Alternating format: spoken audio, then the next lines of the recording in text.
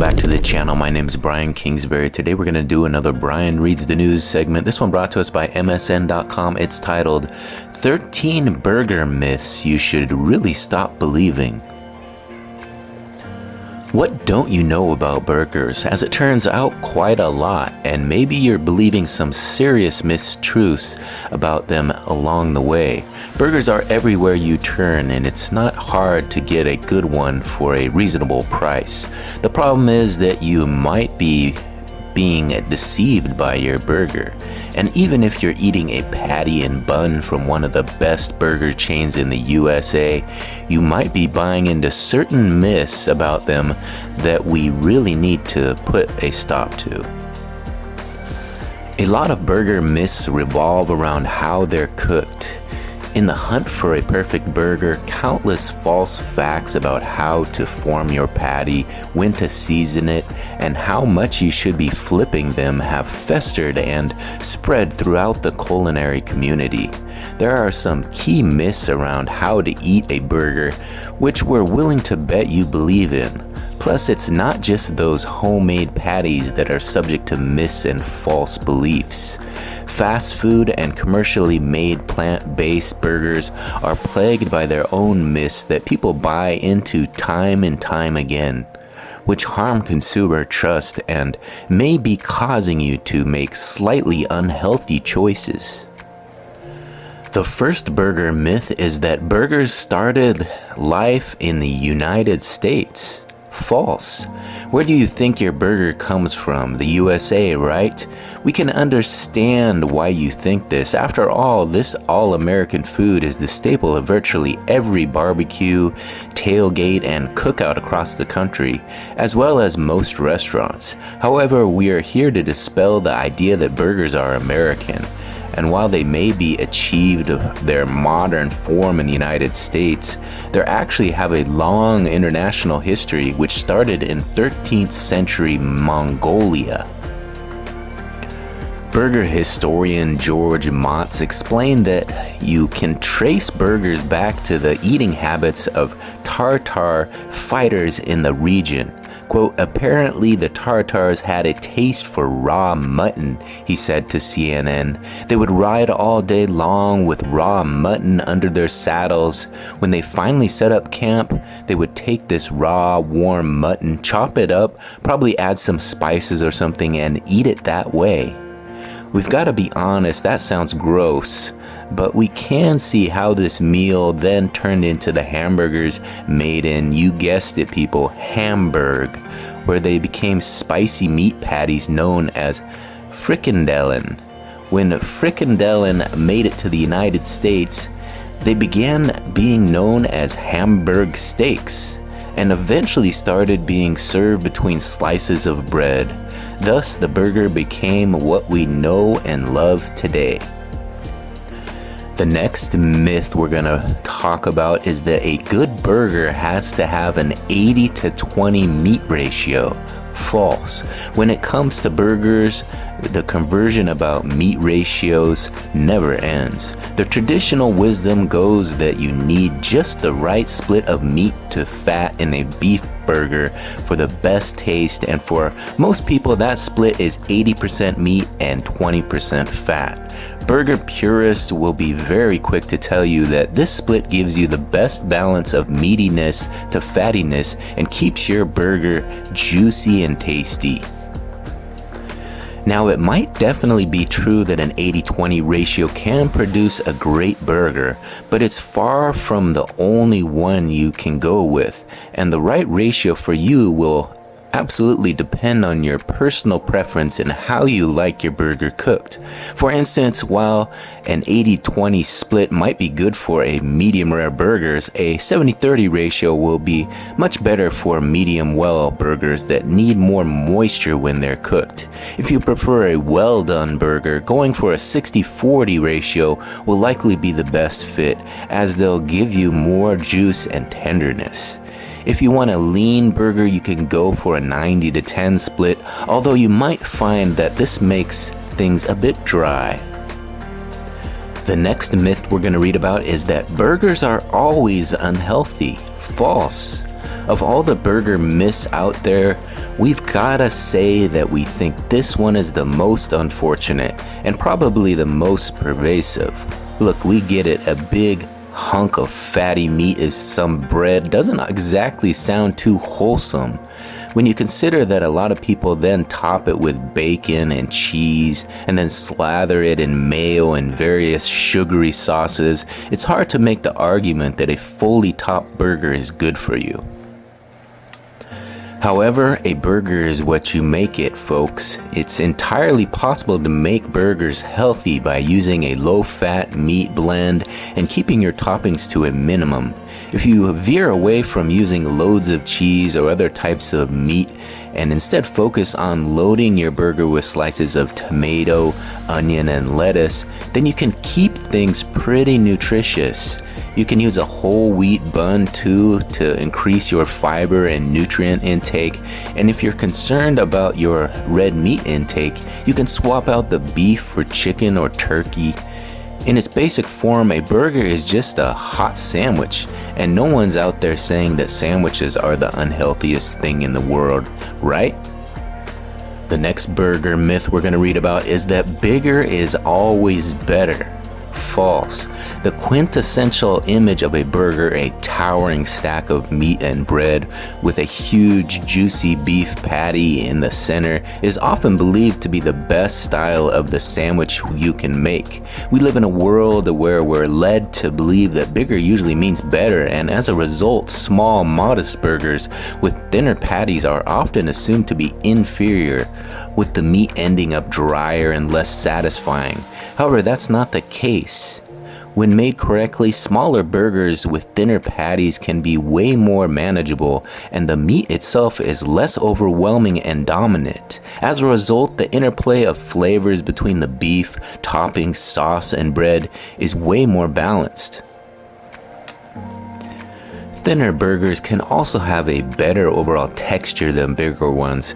With big fat burger patties, a lot of the meat will be soft, chewy, and somewhat tacky, as it has less contact with your grill or stovetop.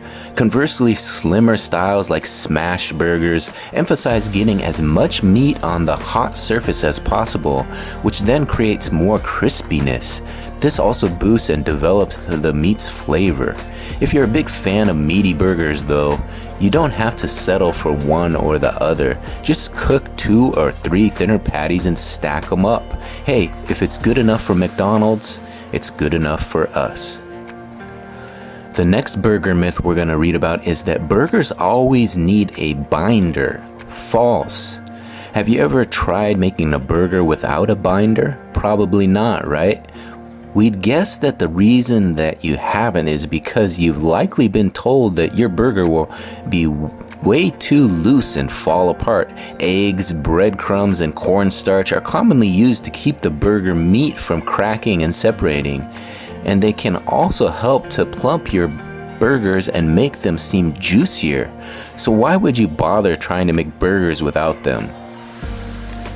Because you don't need them, that's why. It's entirely possible to make a burger with just meat and seasonings.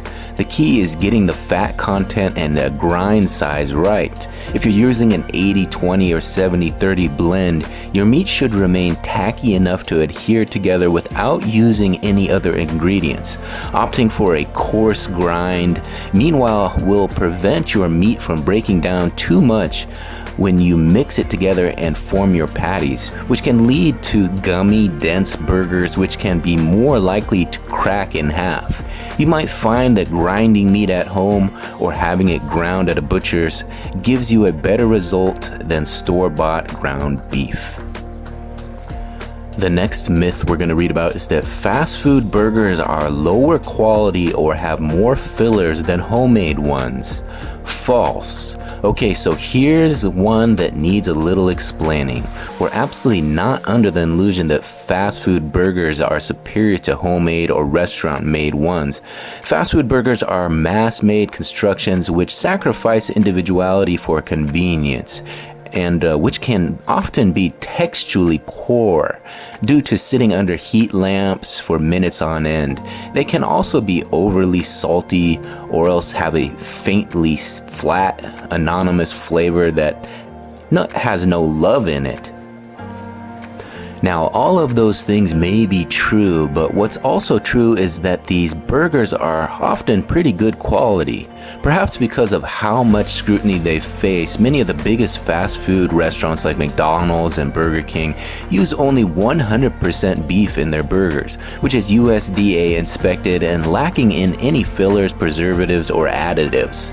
How they then treat and cook those burgers is another question entirely, and it may well be true that fast food joints then overmix their burgers or scorch any moisture out of them. When it comes to the sheer quality of the beef, though, they're not bad as you think. The next burger myth we're going to read about is if you want the best burger, you need to grill it. False. Burgers are one of the ultimate grilled foods, and it can feel like sacrilege to cook them any other way. When you grill a burger, after all, you can give it a perfect sear on the outside while retaining its juiciness within. You can also get access to those delightful grill marks, which deepen the flavor of your burger via increased caramelization. However, grilling isn't the only way you can cook your burger, and in fact, using a grill can be limiting. Trying to make a smash burger on a grill will cause you to mash your meat through the grilling grate, whereas cooking on a griddle will still give you the high heat you need and a flat surface area to work with. If you want a fuss-free burger technique, you can also cook your patties in the oven, which browns them slowly but more comprehensively. By using a wire baking rack when cooking them, you'll make sure they cook evenly too. It's also worth remembering that charring your burger to oblivion may give it a bold flavor, but it may not be the healthiest approach. Quote, cooking meat at high temperatures creates carcinogens and may cause changes to DNA that increase the risk of cancer, explains Carolyn Lammersfeld, Vice President of the Integrative Medicine at City of Hope, Atlanta, Chicago, and Phoenix. Going low and slow in the oven may be the better option. The next burger myth we're going to read about is that burgers should be cooked at room temperature. False. Common knowledge dictates that you should always cook meat from room temperature. There's a very good reason for this. When you cook your meat straight from the fridge, the muscle tissue gets tighter and the heat from your pan or grill doesn't move through it as easily. This results in an uneven overall cook as the outside of your meat singes and the inside remains raw. Interestingly though, when it comes to burgers, you should do the exact opposite and grill them straight from the fridge. Burgers differ from whole cuts of meat because the contraction that cold temperatures creates is something you want here, as it helps you to keep your burger patties well formed. As they get warmer, burger patties begin to get looser and fall apart, creating problems when they're on the grill. Additionally, keeping your burgers cold stops the fat inside them from loosening or melting, which helps them remain moist and tender when they cook. Cooking burgers from cold also helps keep them raw on the inside while generating a caramelized crust. And because they're already ground up, you don't need to worry so much about them being too dense. The next burger myth we're going to read about is that you should always season your meat before forming your burgers. False. What's life without a little seasoning? A pretty boring one, we'd say. So it's no surprise that burgers need to be seasoned just like any other food. However, one long-standing myth about burger seasonings is that they should be mixed right into the meat itself, so that every bite is as flavorful as the last. While this is something you definitely can do, you should be prepared for any seasonings you mix in to change the structure of the meat itself and potentially ruin your burger. The problem is that adding seasoning blends, which includes salt or just salt on its own, to your meat will cause the proteins in it to break down. This leads to a tighter, tougher texture that's slightly more like a sausage than a burger. While that may be attractive to some, it somewhat robs your burger of that rough, slightly loose texture that's such a big part of the appeal. Instead, we'd recommend avoiding seasoning your burgers until just before you're ready to cook them. Keep things simple too. A little salt and pepper should be enough to bring your beef's taste to life. The next burger myth we're going to read about is that a burger should always be medium rare.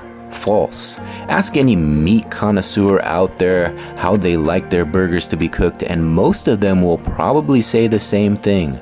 Medium rare. The thought process goes that medium rare is ideal for burgers as it gives you just the right balance of a browned, caramelized exterior and a juicy interior. Cook your burger too much and you'll end up with something dry and tough. Don't cook it enough and your burger will be too cold on the inside and lacking any depth of flavor. Now, we get why people buy into this logic, but we're here to tell you that it's grade A nonsense. It's entirely possible for well-done burgers to be just as good as medium rare ones. The key is to use ground beef with a high enough fat content. This will keep your burgers moist and flavorful enough when they're cooked through to the middle.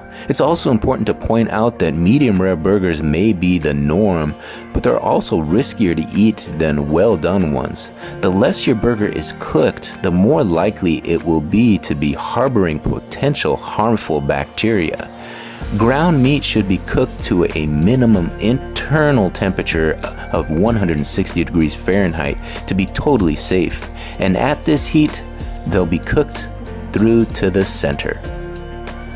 The next burger myth we're going to read about is that you should flip your burger only once. False.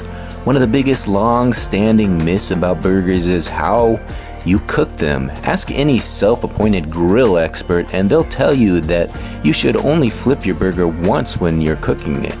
The idea is that if you flip it too many times, you won't develop enough caramelization on the outside of your meat and it'll also cook unevenly. We're just gonna bust this one right now. Neither of those things are strictly true. Multiple experts have noted that flipping your burgers regularly will actually help them cook better. If you only flip your burgers once, it's very easy to end up overcooking them on one side and undercooking them on the other. This means that the flavor concentration in your burger is all off, with one side being way more developed. Conversely, flipping your burgers in regular intervals will keep both sides of the meat cooking at the same rate, giving a more evenly pink center. Plus, while your caramelization may not quite be as deep, if your grill or griddle is hot enough, you'll still get a perfectly adequate browning on the outside. The next burger myth we're going to read about is that you should always eat your burger the right side up. False. A burger arrives at your table crowned with a bulging top bun and supported on the underside by the other half, a flat cushion that stops the meat from dripping onto the plate. Now, it makes sense that you'd then pick the whole thing up and eat it as it is, right? After all, it's presented to you like that, so why would you think to consume it any other way? We're here to blow your minds, people. You've been eating your burgers the wrong way around. By flipping your burger, you're optimizing its physical structure and making it way more enjoyable. Most of the time, the top bun is thicker than the bottom one, and this means that it's better suited for absorbing all of the juices your burger releases without making things too soggy. Additionally, your teeth won't have to sink through a big hunk of bread to get to your meat. They'll hit the patty way more quickly, giving you quicker access to the taste.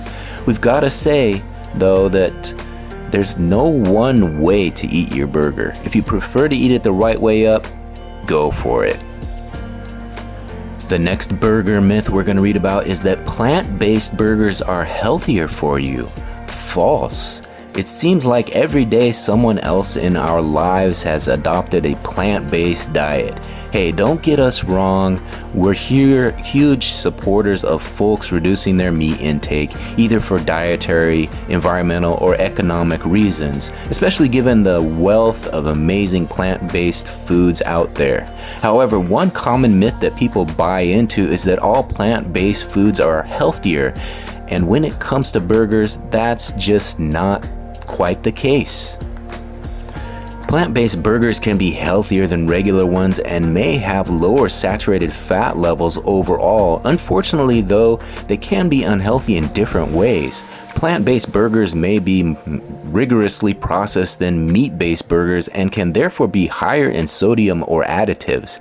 As well as this, people who switch to plant-based lifestyles can increase their intake of sodium, sugar, and other ingredients while simultaneously reducing their nutritional density of their diets.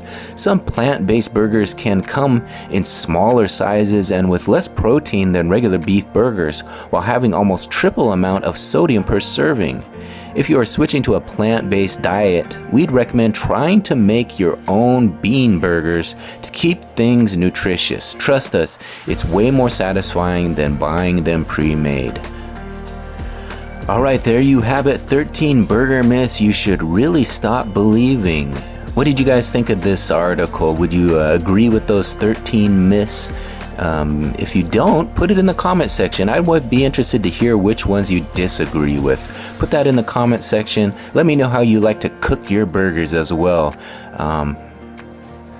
And as always, if you enjoyed this video content, please take a second to hit that like button. You can go ahead and hit it now. And if you really enjoy this sort of content, please consider subscribing to the channel.